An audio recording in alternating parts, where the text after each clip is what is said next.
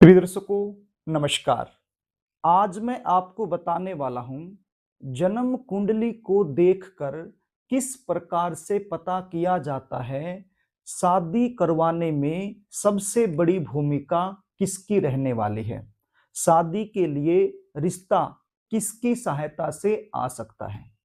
प्रिय दर्शकों, आप स्क्रीन पर एक जन्म कुंडली के चार्ट को देख पा रहे होंगे। आपके पास भी आपकी जन्म कुंडली बनी हुई हो सकती है। आप उस जन्म कुंडली को खोलकर देख लीजिए और लगन कुंडली चार्ट के नाम से आपको एक चार्ट मिलेगा। उस चार्ट को आप देखिए और उस चार्ट के सप्तम भाव को देखिए। 12 भाव होते हैं, 12 राशियां होती हैं। प्रत्येक भाव में कोई न कोई अंक आपको जरूर लिखा हुआ मिलेगा। तो आपने कौन से भाव को देखना है? सातवें भाव को। सातवां भाव कौन सा होता है? ये होता है। तो इस सातवें भाव में 1 से लेकर 12 तक कोई न कोई एक अंक आपको जरूर दिखाई देगा। तो हमें ये पता होना चाहिए सातवें भाव का स्वामी कौन सा ग्रह बनता है। कैसे पता करेंगे? सपोज कीजिए 7वें भाव में 1 नंबर लिखा हुआ है, क्योंकि 1 से 12 तक तो जरूर आपको कुछ ना कुछ मिलेगा।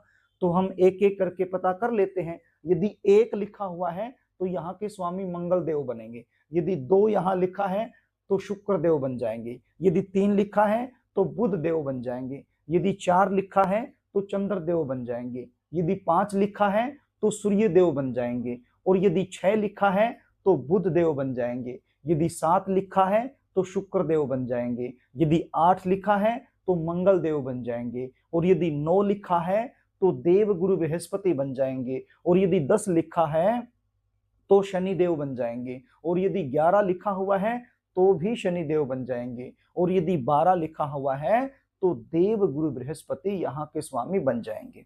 अब हमें ये देखना है कि जो भी स्वामी यहाँ का बन रहा है वो जन्म कुंडली के कौन से भाव में बैठा हुआ है। ध्यान से इस वीडियो को यदि आपने देख लिया तो बिल्कुल आप ये अनुमान लगा पाओगे कि शादी के लिए रिश्ता किसकी सहायता से आने वाला है। सपोज कीजिए 7वें भाव का स्वामी पहले भाव में बैठा हुआ है, इसको लगन भी बोलते हैं। तो यानी कि यहाँ का स्वामी यहाँ पर बैठा हुआ है, तो शादी किसकी सहायता से होगी? खुद की सहायता से होगी। लड़का हो या लड़की हो, वो खुद अपनी शादी के लिए ज्यादा प्रयास करेंगे तो उनके लिए अच्छा रहेगा। और ज्यादा प्रयास खुद करेंगे वो अपनी शादी के लिए, यदि यहाँ का स्वामी यहाँ बैठा हुआ है तो। यदि यहाँ का स्वामी यहाँ बैठा है यानी कि दूसरे भाव में बैठा है, तो दूसरा भाव होता है परिवार का, कुटुंब का, पड़ोसियों का। तो यदि यहाँ का स्वामी यहाँ बैठा हुआ है तो शादी के लिए रिश्ता कौन लेकर आएगा?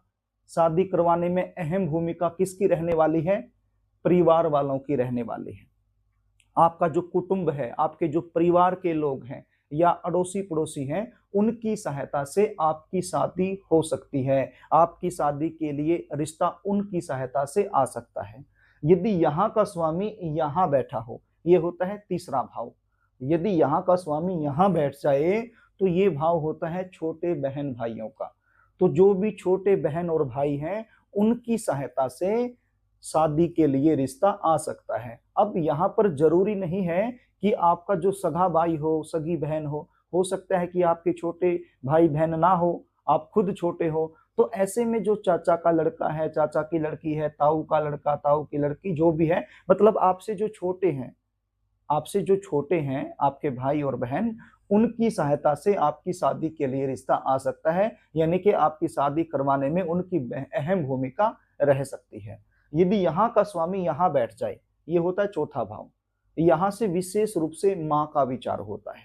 तो यदि यहाँ का स्वामी यहाँ बैठ जाए तो फिर शादी करवाने में जो अहम भूमिका है वो माँ की होती है। माँ बहुत ज्यादा प्रयास करती है अपने बच्चों की शादी के लिए और उसी की कोशिश से शादी के लिए रिश्ता आता है। यदि यहाँ का स्वामी यहाँ बैठ जाए, पंचम भाव, ये पंचम भाव होता है, यहाँ का स्वामी यदि यहाँ बैठ जाए तो फिर ऐसे में प्रेम विवाह होने का योग बन जाता है। यानी कि लड़का हो या लड़की हो, वो खुद ही अपना जीवन साथी चुनते हैं और शादी कर लेते हैं। यदि यहाँ का स्वामी यहाँ बैठ जाए, यह है छठा भाव, तो यहाँ से किसका विचार होता है? चाचा, चाची, मामा, मामी, मौसा, मौसी, तो इन रिश्तेदारों का विचार होता है।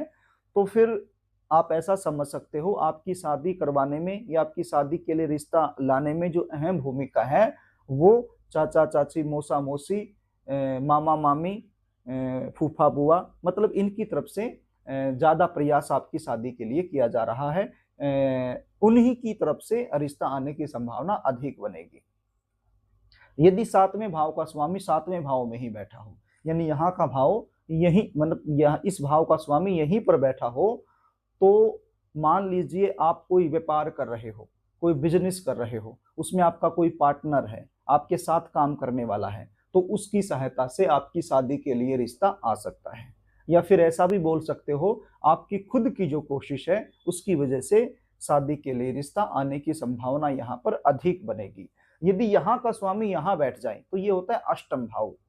तो यदि सप्तम का स्वामी अष्टम में जाकर के बैठ जाए तो ये पोजीशन बहुत अच्छी तो नहीं होती, लेकिन फिर भी ऐसे में क्या होता है, आपका कोई ऐसा रिश्तेदार जो हॉस्पिटल में काम करता हो या फिर जिन्होंने दवाखाना खोल रखा हो, मेडिकल स्टोर कर रखा हो, तो ऐसे रिश्तेदार की तरफ से शादी के लिए रिश्ता आने की संभावना अधिक रहती है, यानी कि उनकी कोशिश से आपकी शादी के लिए रिश्ता आ सकता है। यदि यहाँ का स्वामी यहाँ बैठ जाए, ये होता है नवा भाव, भाग्य का भाव, पिता का भाव। तो यदि यहाँ का स्वामी यहाँ बैठ जाए तो फिर आपकी शादी करवाने में जो अहम भूमिका है वो आपके पिता की होगी। पिता की कोशिश करने से आपकी शादी के लिए रिश्ता आने की संभावना बन जाएगी। यदि यहाँ का स्वामी यहाँ बैठ जाए, ये होता है 10वां भाव, और ये होता है नौकरी का, कैरियर का, व्यापार का, बिजनेस का। तो यदि यहाँ का स्वामी यहाँ बैठ जाए तो हो सकता है जहाँ पर आप नौकरी कर रहे हैं, जॉब कर रहे हैं, या फिर आपका कोई व्यापार है, आपका कोई पार्टनर है, या फिर आपका कोई मित्र है, जहाँ पर आप जॉब करते हो वहीं पर आपका मित्र बना है, तो उन लोगों की तरफ से आपकी शादी के लिए रिश्ता आने की संभावना बनेगी।